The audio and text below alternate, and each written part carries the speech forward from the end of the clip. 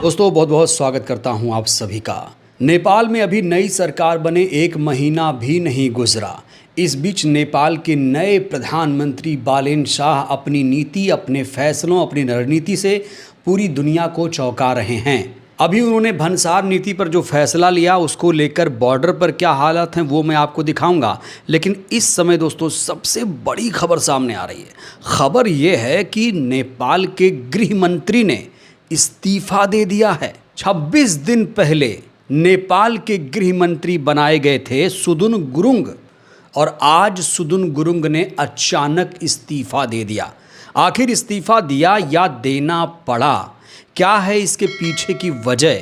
दोस्तों आपको बता दें, रैपर से नेता बने बालेन शाह 26 दिन पहले नेपाल के नए प्रधानमंत्री बनते हैं। डीजे रहे सुदुन गुरुङ को गृह मंत्री बनाया गया, लेकिन अब सुदुन गुरुङ ने इस्तीफा दे दिया। जानते हैं इसके पीछे वजह क्या है? सुदुन गुरुङ पर गंभीर आरोप लगे हैं। सुदुन गुरुङ पर आय से अधिक संपत्ति का मामला है, मनी लॉन्ड्रिंग, विवादित कारोबारी की कंपनियों के शेयर खरीदने के गंभीर आरोप लगे, और इसके तुरंत बाद नैतिकता के आधार पर नेपाल के गृह मंत्री इस्तीफा दे देते हैं। इस्तीफा देने के बाद सुदुन गुरुङ ने कहा है कि वो इस्तीफा इसलिए दे रहे हैं ताकि निष्पक्ष जांच हो सके, किसी तरह का कॉन्फ्लिक्ट ऑफ इंटरेस्ट ना बने। जनता के विश्वास से बढ़कर कुछ भी नहीं है।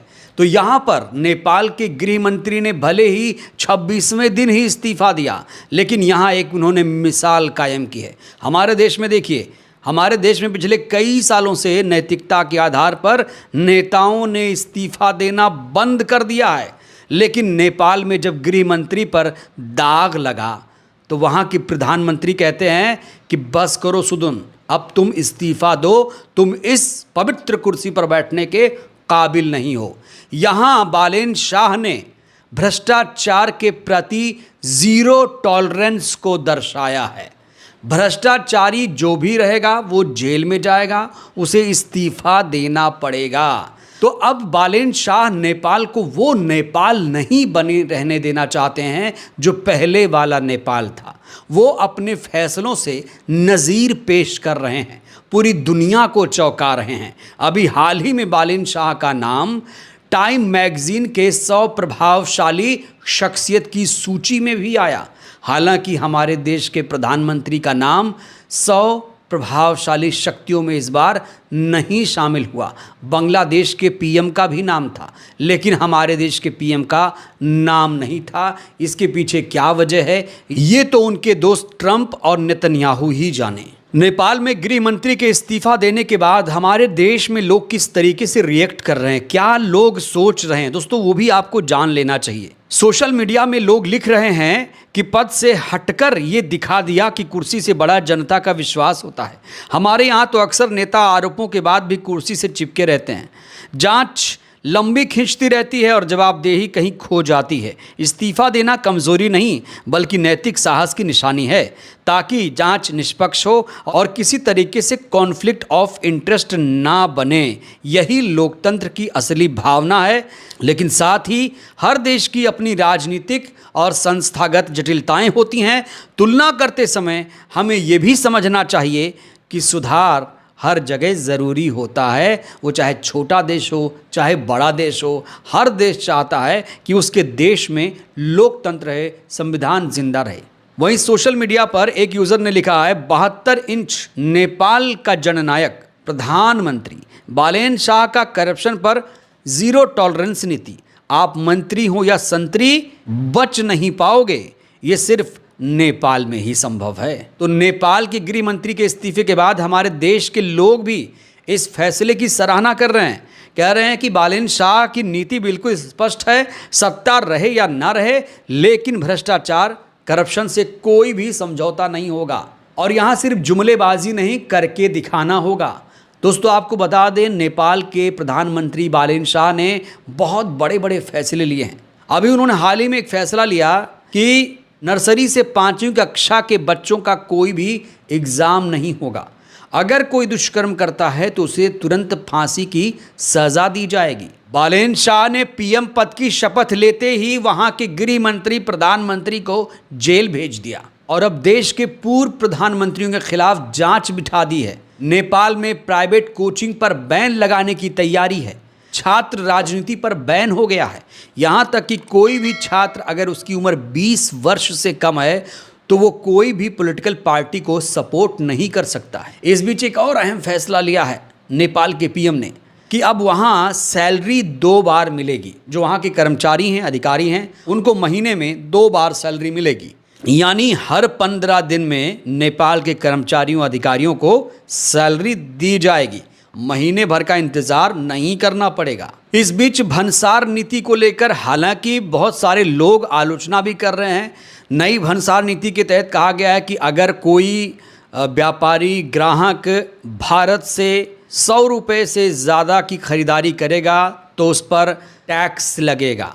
दोस्तों आपको बता दें, नेपाल और भारत के बीच का जो व्यापारिक संबंध है वो बहुत सालों पुराना है। नेपाल ही ऐसा देश है जहां पर आप बेखौफ होकर बिना वीज़ा पासपोर्ट के जा सकते हैं। नेपाल और भारत की जो अंतर्राष्ट्रीय सीमा है वो खुली हुई है, वहां पर कोई बाड़ेबंदी नहीं की गई है, तो लोग इधर उधर जाकर सामान खरीदते हैं, आते हैं।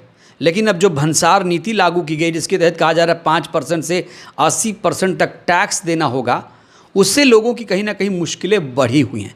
इस बीच एक वीडियो सोशल मीडिया पर वायरल हो रहा है।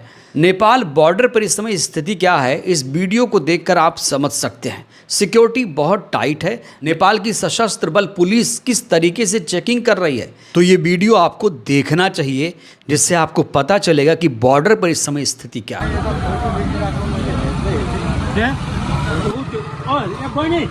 तिमी यता तिमीहरू डेली ट्रेनिङ वाला हामी चिनिरहेको छौँ सारालाई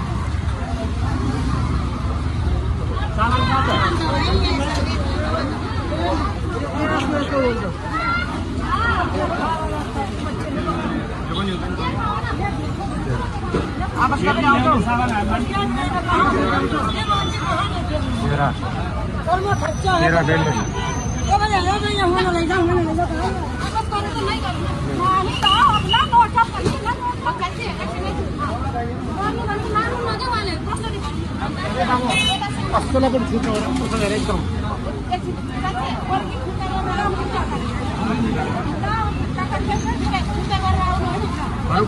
चिनिरहेको छौँ हामीले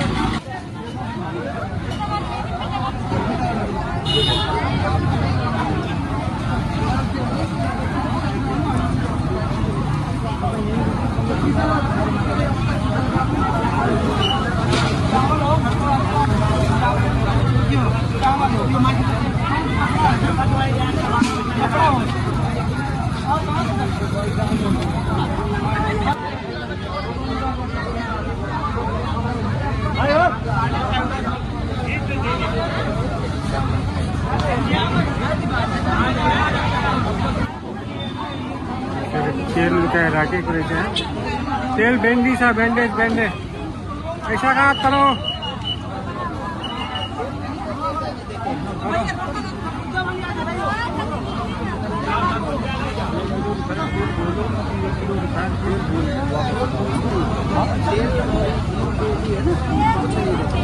बात तो बोलिए, ये चावल नहीं, ये तो बोलिए भैया।